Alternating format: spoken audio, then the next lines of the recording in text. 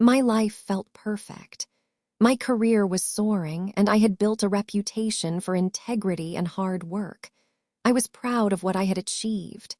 My sibling, Alex, always seemed to be watching, a quiet presence in the background.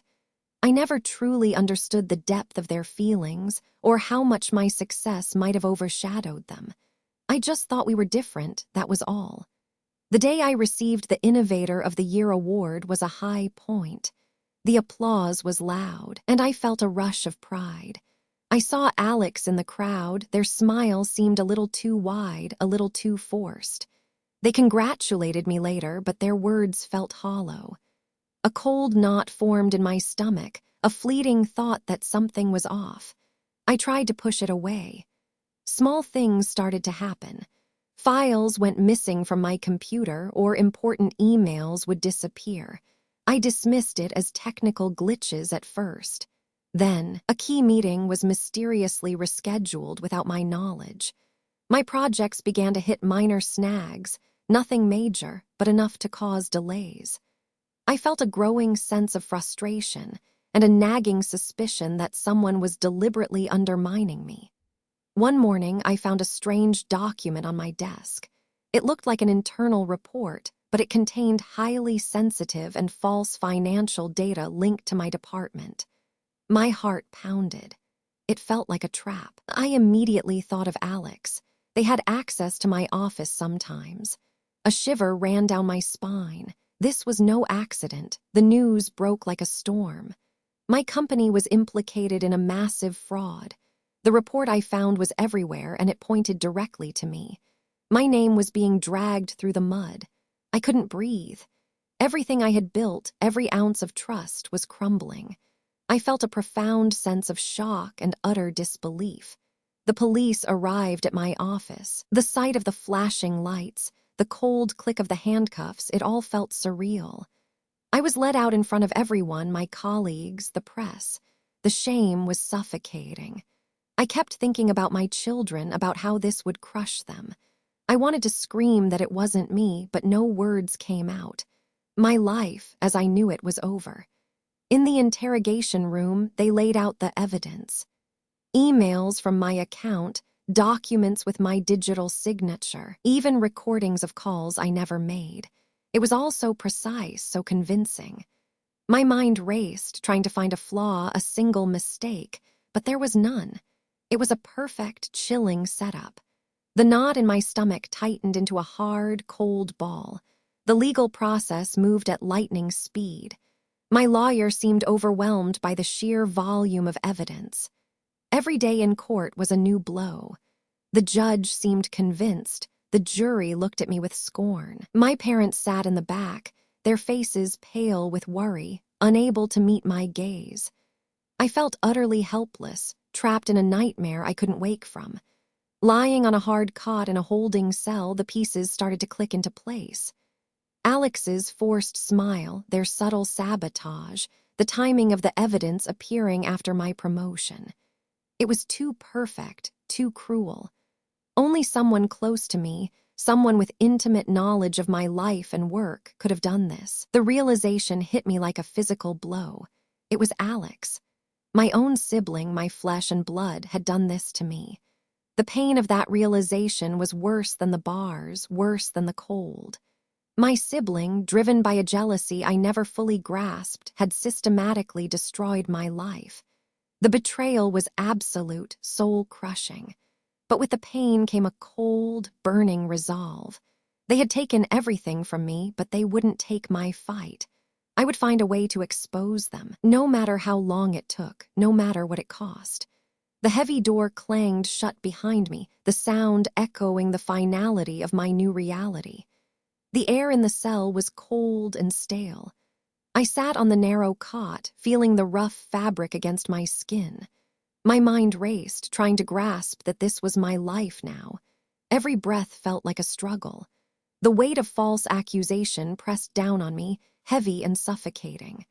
I missed the sunlight, the open sky, everything that felt free. Days turned into weeks, and the sameness of each moment wore at my soul. The walls seemed to close in, and a deep loneliness settled over me. I often thought of my children, Jack and Emma. Their innocent faces would flash in my mind, and a sharp pain would pierce my chest. How were they coping? Did they understand? The thought of their confusion and sadness was a torment far worse than any physical discomfort I endured. I felt a desperate need to reach them, to tell them I was innocent. I met with my public defender, a tired-looking man who spoke quickly. I poured out my story, detailing every inconsistency, every strange event that led to my arrest. I explained my suspicions about Alex. He listened, nodding occasionally, but his eyes held a weary skepticism. He said the evidence was overwhelming, and my story, while compelling, lacked proof. I felt a cold dread, realizing my words held no weight here. Each meeting with legal aid brought the same result. The case was closed, the verdict sealed. The sheer volume of fabricated evidence against me was too much to overcome. It felt like shouting into a void, my voice unheard, my truth dismissed. The system, designed to protect, felt like an unyielding wall. I lay awake at night, replaying every moment, searching for a forgotten detail, but there was nothing. Just the crushing weight of injustice. Months later, a visitor, a distant acquaintance who managed to get through, mentioned something casually. "Alex is really doing well," they said. "They've taken over your old projects, even got that promotion you were up for." The words hit me with a jolt. I tried to keep my face neutral, but inside, a knot of ice formed. It was more than just a casual remark. It was a confirmation of my deepest fear. Alex was not just free. They were prospering from my ruin. The thought of Alex thriving, taking what was mine, burned like acid. While I wasted away in this concrete box, they were living the life I had built, enjoying the success I had earned. It wasn't just my freedom they stole. It was my entire future, my identity. The betrayal was a fresh wound, festering with every passing day. My initial despair morphed into a fierce, simmering anger. This wasn't just about clearing my name, it was about making them pay. There were days when the anger faded, replaced by an overwhelming wave of despair. The sheer hopelessness of my situation would wash over me, making it hard to breathe. I would curl up on my cot, wishing for sleep that never brought true rest. The thought of spending years, maybe decades, in this place for a crime I didn't commit was a black hole threatening to swallow me whole. My spirit felt broken, my hope a distant, fading ember. But then, a flicker. A memory of my children's laughter, a deep-seated pride in the life I once had. I realized I couldn't give up. Not like this. To let Alex win completely would be to truly lose everything. A cold, hard resolve began to form within me. I would not let them erase me. I would find a way to expose the truth, to reclaim what was stolen. The thought of vindication, of seeing Alex face justice, became a powerful, driving force. I began to replay every interaction with Alex, every conversation, every look. Their forced smile at my award ceremony, the subtle way they would divert attention from my achievements, the sudden technical glitches that only affected my projects. I remembered their seemingly innocent questions about my work, my files, my schedule. Each memory was a piece of a puzzle, slowly fitting together to form a chilling picture. The pattern of manipulation was becoming clear. The realization was stark. Alex's plan wasn't a sudden act of malice. It had been building for years, a slow, insidious poison. The jealousy was deeper, more venomous than I ever imagined. They had meticulously set the stage for my downfall, waiting for the perfect moment to strike. The thought filled me with a cold fury, but also a newfound clarity. I knew now what I was up against. This wasn't just about clearing my name. It was about dismantling a carefully constructed lie. My fight had just begun, and from behind these bars, I would find a way to strike back. Life inside was a constant test. I knew I couldn't just sit and wait. I started observing, watching the guards, listening to the other inmates. Who seemed trustworthy? who might have a connection to the outside. Every day I felt a cautious hope, a tiny spark that maybe, just maybe, I could find someone to help. The despair was still there, a heavy blanket, but the idea of action kept it from suffocating me completely. I had to be smart, patient, and quiet. One day, an older inmate, quiet and observant like me, gave me a subtle nod. Later, he left a small, folded piece of paper on a shared table.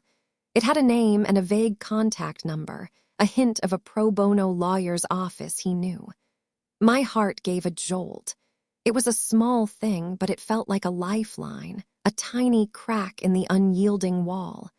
I felt a surge of energy, a shift in my focus from just surviving to actually fighting. It took weeks to get a call approved, to find the right moment. My hands trembled as I dialed the number the inmate had given me. A kind voice answered, a paralegal at a legal aid office. I spoke quickly, calmly, explaining my situation, my wrongful conviction, and my suspicions about Alex. I felt a profound sense of relief just speaking my truth to someone who might listen. It was the first step, a fragile connection to the world outside. A few weeks later, a pro bono lawyer, Ms. Davies, came to see me. She was sharp with a quiet intensity. I laid out everything, every memory of Alex's strange behavior, the missing files, the perfectly timed evidence. I told her about Alex taking over my projects, getting my promotion. I felt focused, determined to make her understand. She listened without judgment, her pen scratching notes. For the first time, I felt truly heard. Ms. Davies started digging. Weeks later, a thick envelope slid under my cell door. It contained reports, public records, and even some old company memos. Her notes highlighted how quickly Alex had moved into my former role, how smoothly they had taken over my key accounts. It wasn't just my imagination. The cold, hard facts were laid bare. It validated my suspicions, but also filled me with a growing dread at Alex's calculated moves. Then came the breakthrough. A week later, another package arrived. Inside was a faded photograph of a document, an old email exchange between Alex and a former disgruntled IT employee. It detailed how to plant digital evidence without a trace. The dates matched perfectly with my downfall. My breath hitched. It was undeniable. A crucial piece of evidence, unequivocally linking Alex to the framing. The shock was immense, but quickly turned to a burning, righteous anger. The confirmation of Alex's remorseless betrayal hit me like a physical blow. To know, without a shadow of a doubt, that my own sibling had planned this, executed it with such chilling precision, and then thrived on my ruin, it was a deep, gut-wrenching pain. My heart ached for the innocence I had lost, the trust that was shattered. But through the pain, a cold, unyielding resolve solidified within me. There would be no turning back. Alex would pay. My anger wasn't a wild fire. It was a cold, hard steel. I would not let Alex win.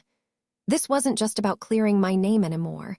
It was about making them face the consequences of their heinous actions.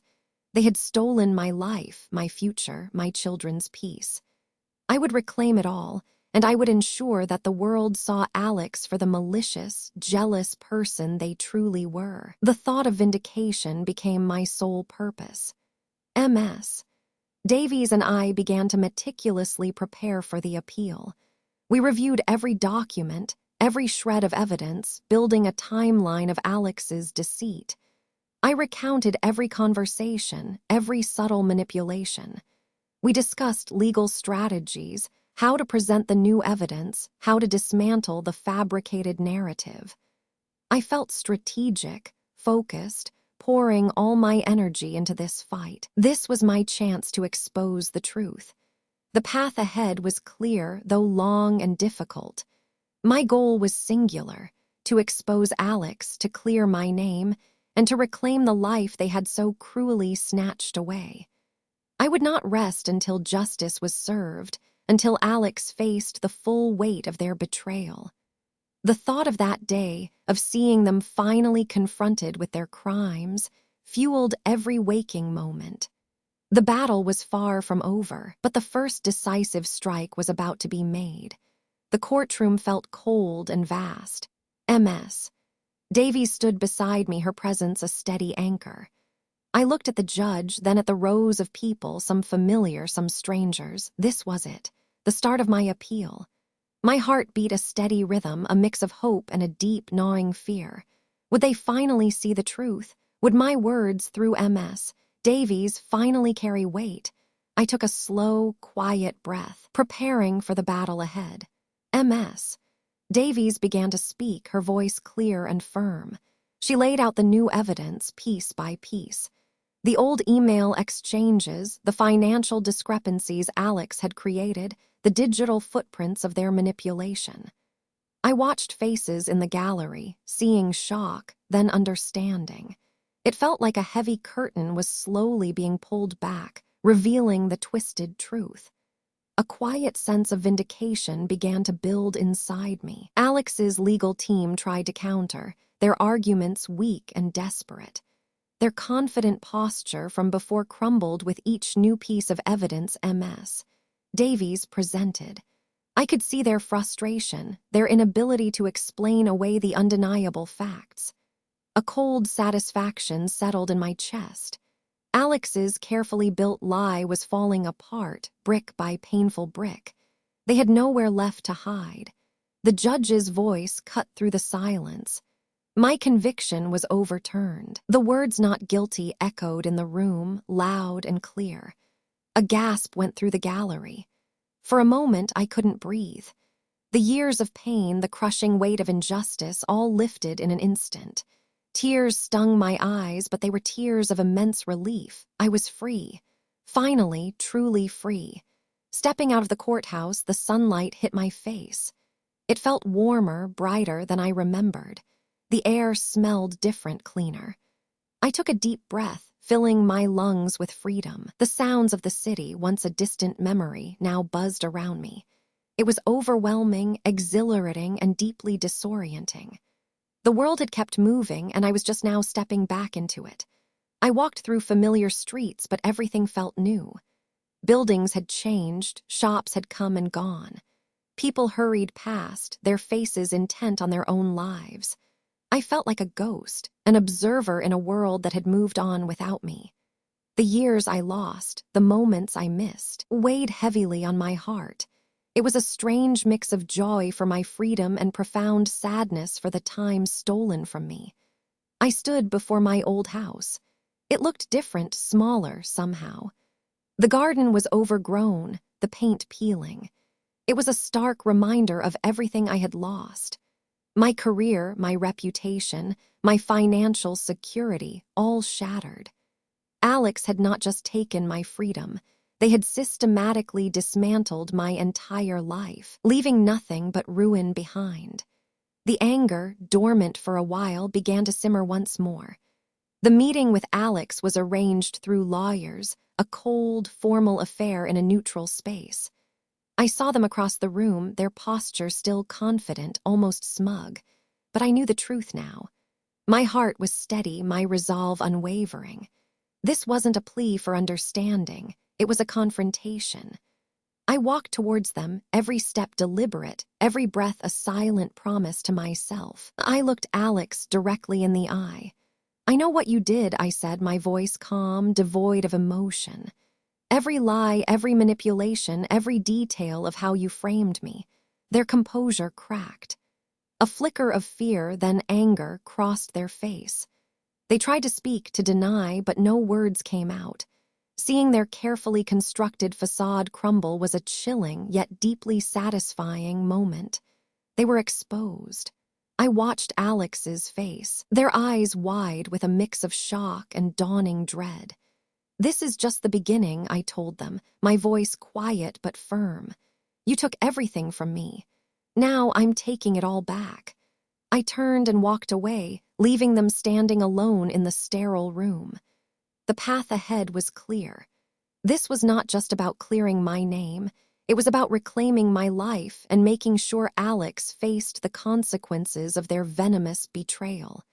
My revenge had just begun. Stepping back into the world felt like learning to walk again. My old life, my career, it was all a distant echo. The first calls I made were hard. Some people didn't answer, some were polite but distant. It felt like starting from nothing.